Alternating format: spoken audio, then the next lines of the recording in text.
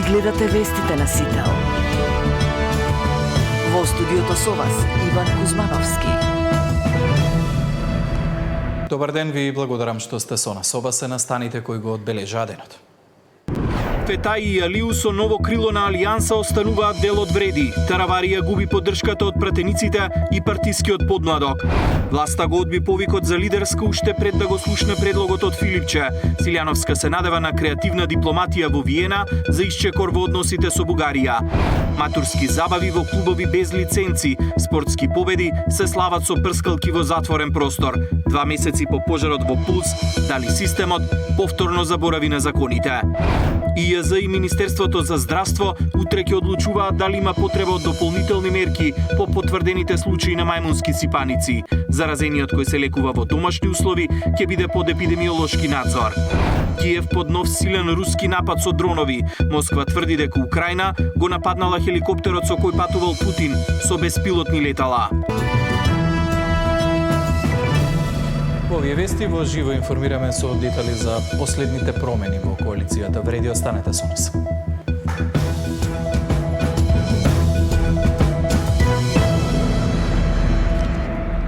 Вице-премиерот Арбен Фетаи и поранешниот министер за информатичко општество и јавна администрација Азир Алиу со ново крило остануваат во вреди. Информацијата попладнево и официјално ја објавија на пресконференција. Таму беше колешката Деспина Тодоровска. Имаме во живо во овие вести. Деспина, какви информации споделија од новото веќе трето крило на Алијанса за албанците?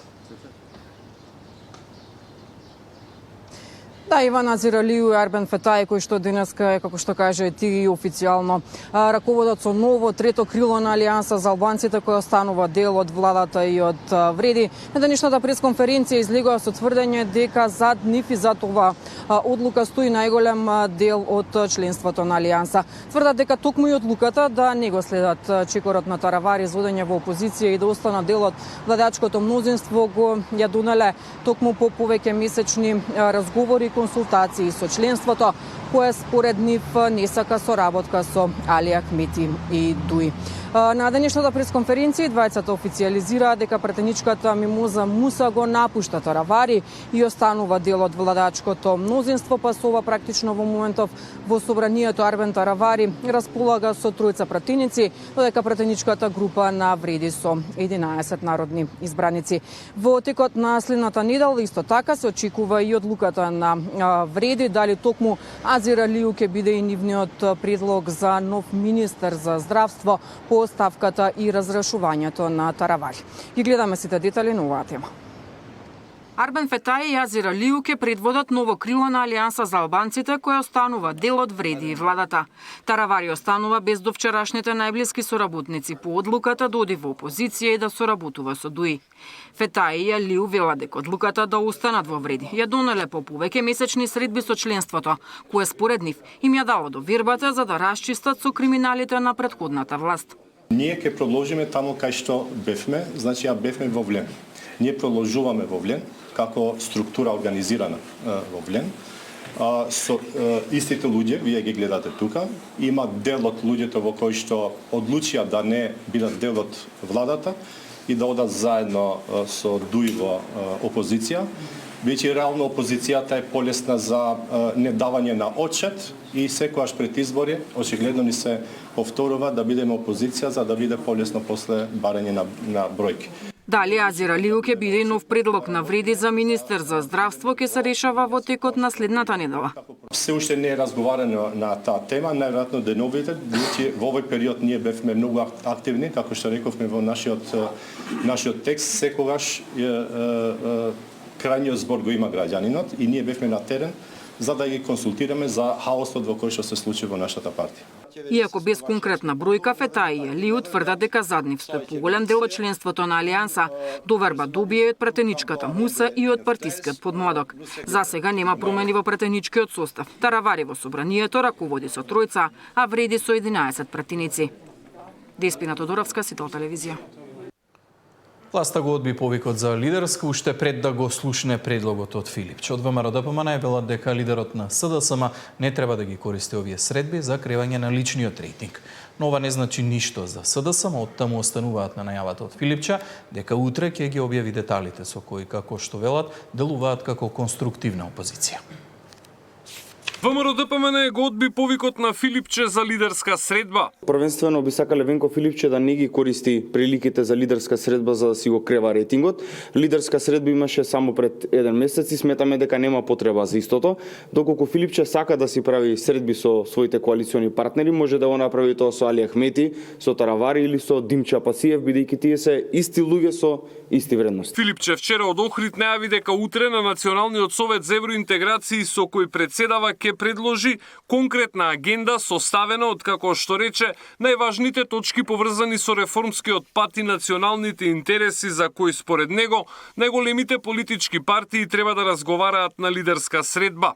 Од СДСМ велат дека не се откажуваат, повторуваат дека Филипче утре ќе излезе со свои предлози во духот на идејата да се биде конструктивна опозиција.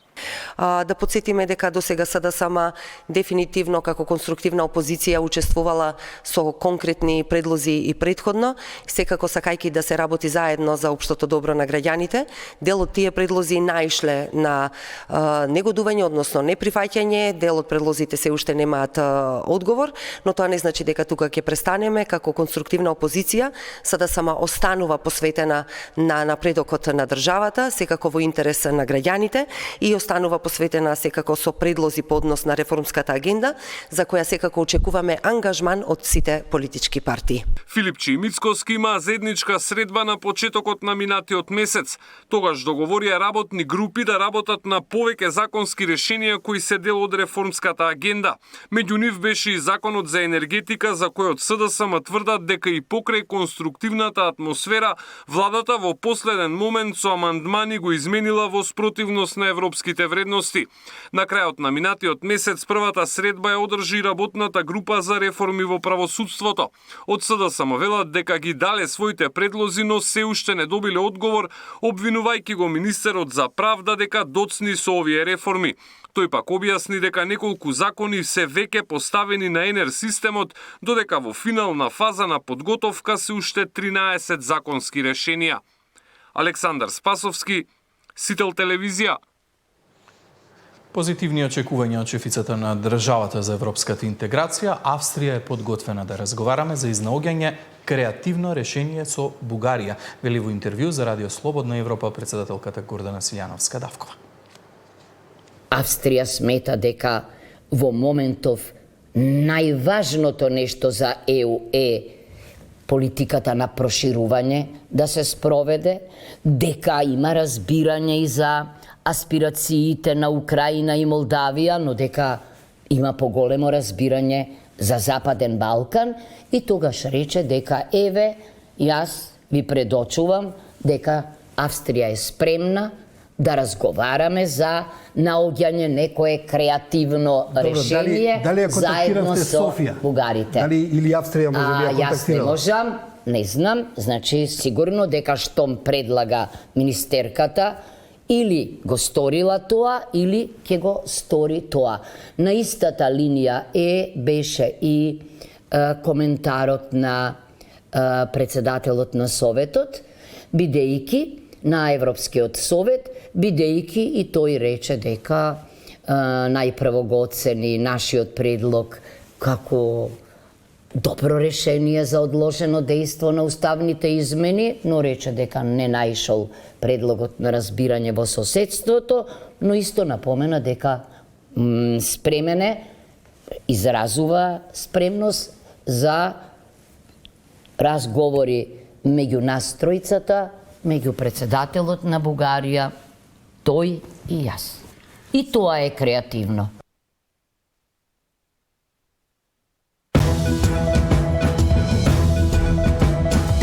Таравари надвор од влада или влен во владина коалиција, чија одлука вреди повеќе. Дали локалните избори може да го остават дуи во опозиција, а Ахмети да го испратат во политичка пензија. Анализа во тема на денот со Имер Салмани.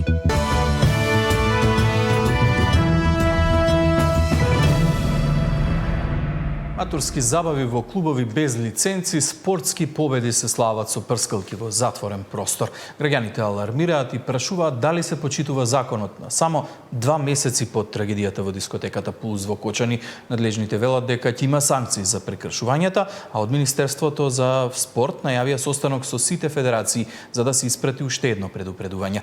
Од МВР велат дека до 22 мај биле направени акцијски контроли во 60 угостителски објекти.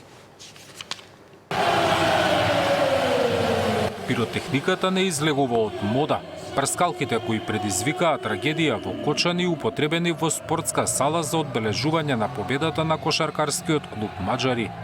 На видеото објавено од клубот, освен конфети се гледаат и 3 пиротехнички прскалки, иако нивната употреба е веќе забранета и со закон. Недозволеното користење се казнува со глоби од 250 евра за физичко и до 10.000 евра за правно лице.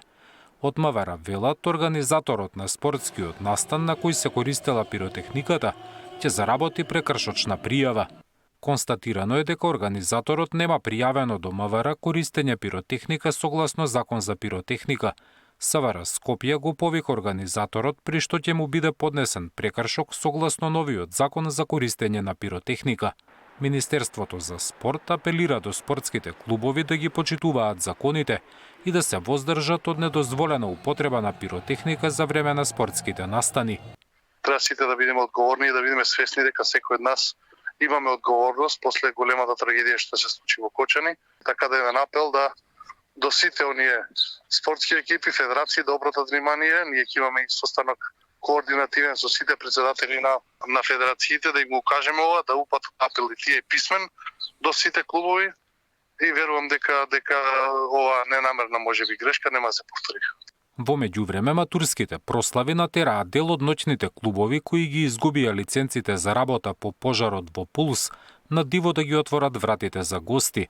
Родители на матуранти сведочат дека плаќале од 4.500 до 15.000 денари за резервација во неколку скопски дискотеки. Во објектите влегла и полицијата со надлежни инспектори, па повторно ги затвориле. Ќе заработат и казни. На територијата на СВР Скопје во периодот од 1 јануари до 22 мај извршени се акцијски контроли во повеќе од 60 угостителски објекти во координација со Државен пазарен инспекторат, Управата за јавни приходи, како и со Трудовата инспекција и Дирекцијата за заштита и спасување. За веќе констатираните прекршувања се водат соодветни постапки. По трагедијата во Кочани во која загинаа 62 лица, најголем дел од ноќните клубови во Македонија беа затворени. Во Скопје лиценца за работа поседуваат само 2 објекти. Зоран Јаневски, Сител телевизија. Со хуманитарна трка за погодените од трагедијата во Кочани, делегацијата на Европската Унија и мрежата на Europe House оваа година го одбележуваат Денот на Европа. Во 7 градови низ државата се одржа денешниот маратон, а амбасадорот Рокас најави поддршка на секој можен начин за Кочани. The healing process is going to be long and very difficult, especially for the families. But what we try to do here is to bring all nations together in 7 towns, and I have to say that the solidarity has been extraordinary. The weather is not our ally, but the determination is here. So many people already for the 5,000 run. We expect more for the 10,000. So we try to bring a strong message of solidarity. We are here and we are not going to forget, and we will try to support them all the way. Двајца затвореници од Скопје со помош на нивните браќа, како надворешни соработници, изнудувале пари од мајка на друг затвореник од Струмица за наводно да го штитат во Идризово. Како што информираше МВР, двајцата кои издржувале затворска казна во затворот Идризово со користење на незаконски стекнати мобилни телефони преку апликацијата Facebook Messenger од мајка на друго лице кој издржувала затворска казна, барале да им исплаќа сума од 1.200 евра месечно за незиниот син да добие наводни гаранции и заштита. заключените во затворот и подобри услови за сместување, а при видеоповиците им покажувале како насилно се однесувале кон нејзиниот син, при тоа оценувајќи ја дека доколку не им бидат исплатени пари, ќе продолжат со насилство кон синот. Во петокот, браќата на затворениците по претходен договор со мајката на осуденото лице дошле во Струмица со цел да остварат средба со неа и да им даде претходно договорен износ на пари. По остварената средба, еден од браќата на затворениците ги зел парите кои биле претходно обележани, бил лишен од слобода од страна на полициски службеници од СВР Струмица, а другиот, иако се дал во бегство, веднаш бил фатен и лишен од слобода. Во исто време во затворските кели во затвори Дризово, во кои престојувале изнудувачите, биле пронајдени и одземени 2 незаконски стекнати мобилни телефони. СВР Струмица до јавното обвинителство за сите четворица поднесе кривични пријави за изнуда и лихварство. Психолозите алармираат дека насилството кај малолетниците постојано се зголемува и остава долгорачни последици. Повикуваат до сите, и до родителите, и до надлежните, да не бидат само пасивни, неми наблюдувачи на процесот.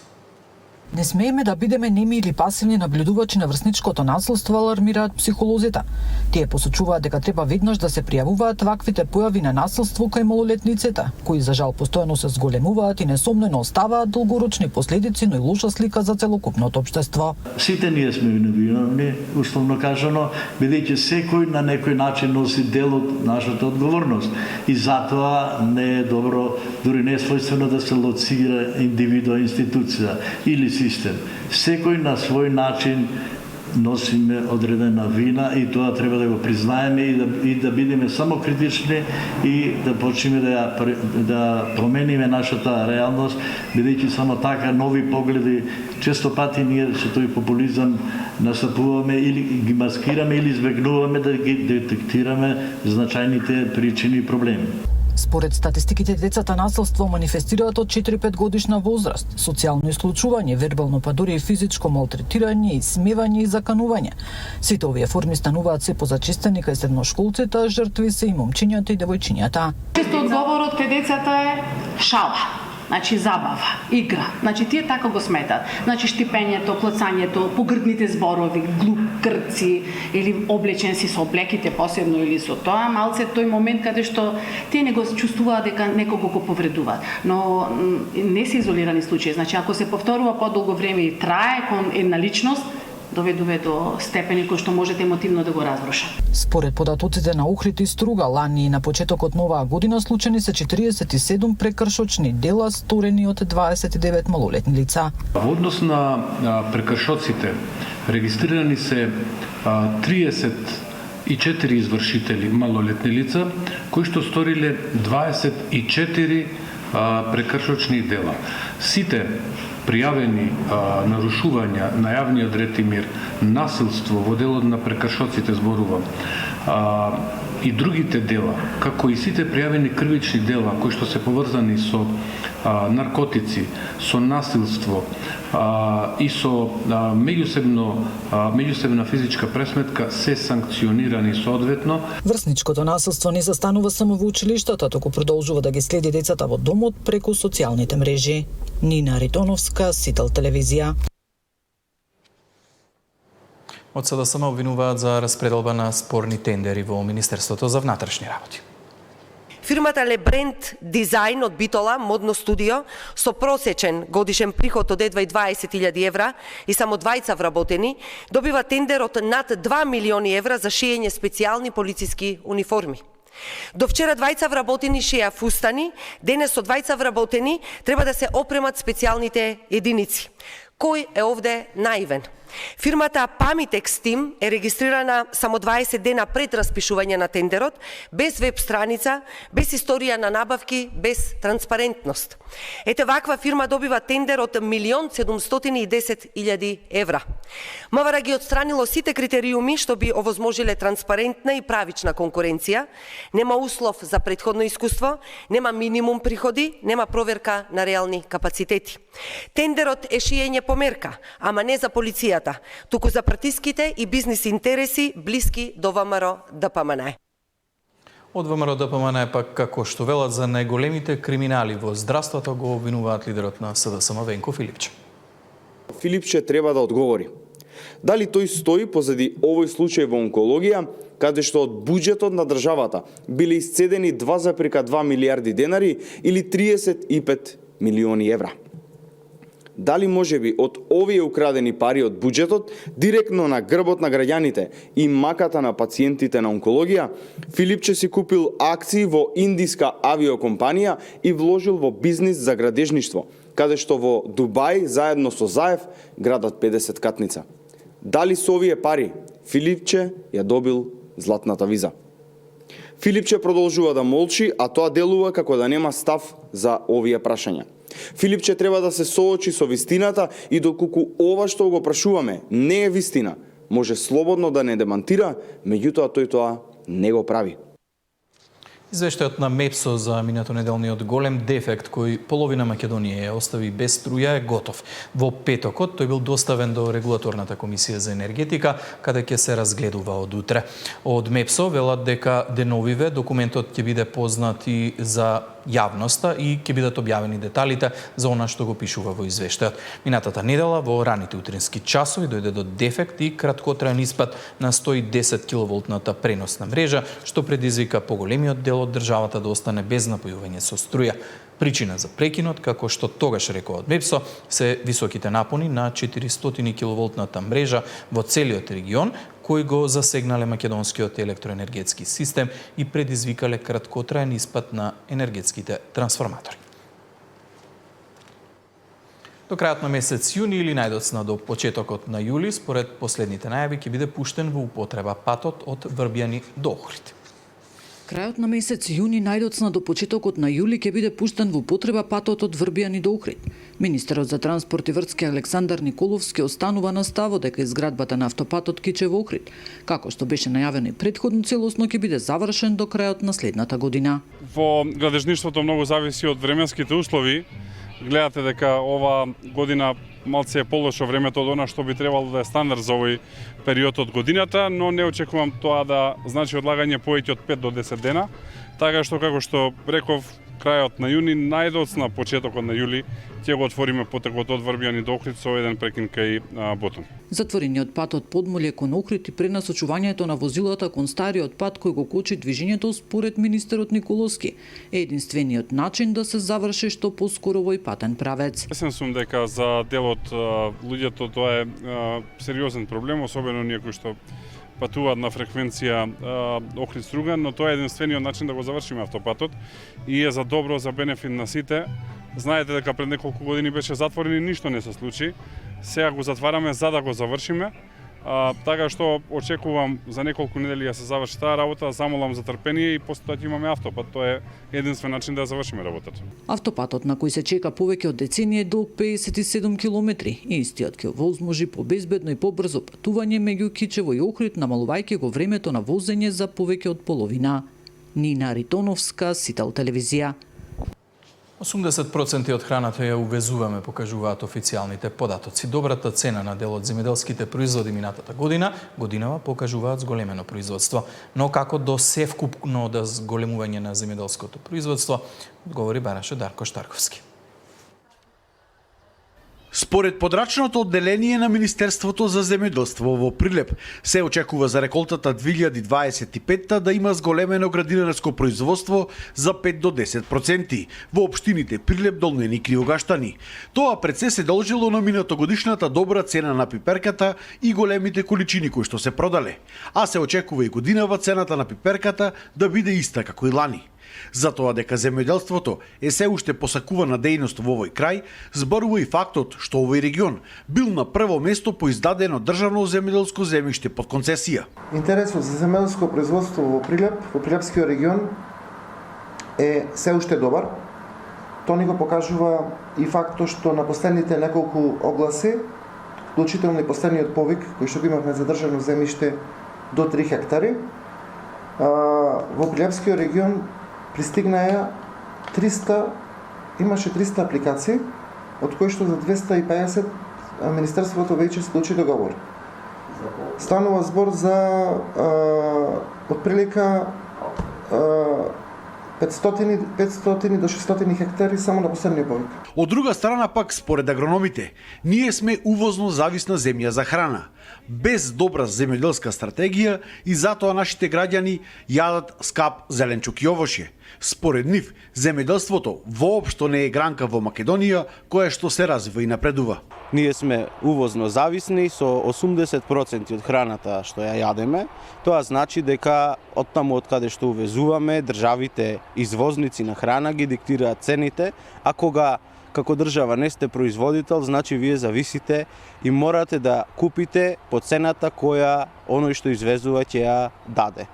Ако се знае фактот дека од 127.000 производители на земјоделски производи во 2014-та, бројката паднала на 62.000 во 2024-та, тоа е повеќе од половина намален број на земјоделски производители. За подобар земјоделски развој и производство на повеќе храна, потребна е далеку подобра стратегија и мерки. За Сител, Дарко Штарговски. Од 1 септември возрастните во Штип ќе можат да учат во средни стручни училишта. Возрастни лица од 1 септември ќе можат да учат во средни стручни училишта и да имаат своја професија.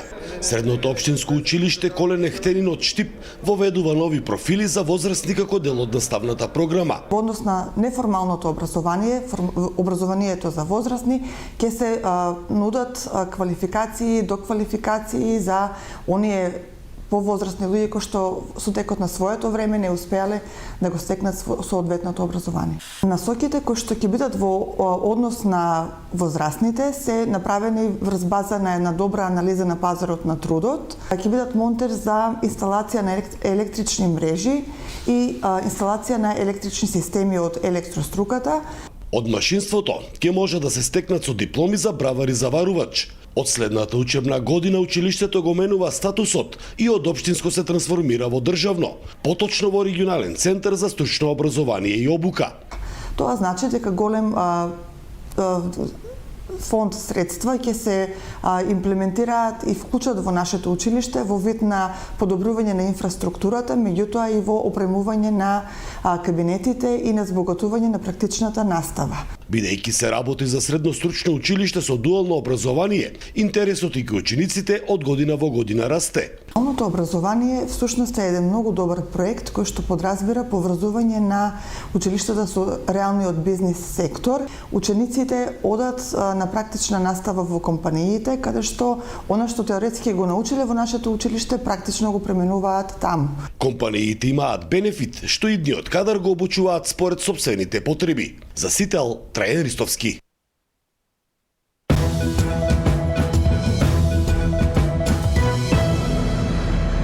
По продолжение блог вести од светот.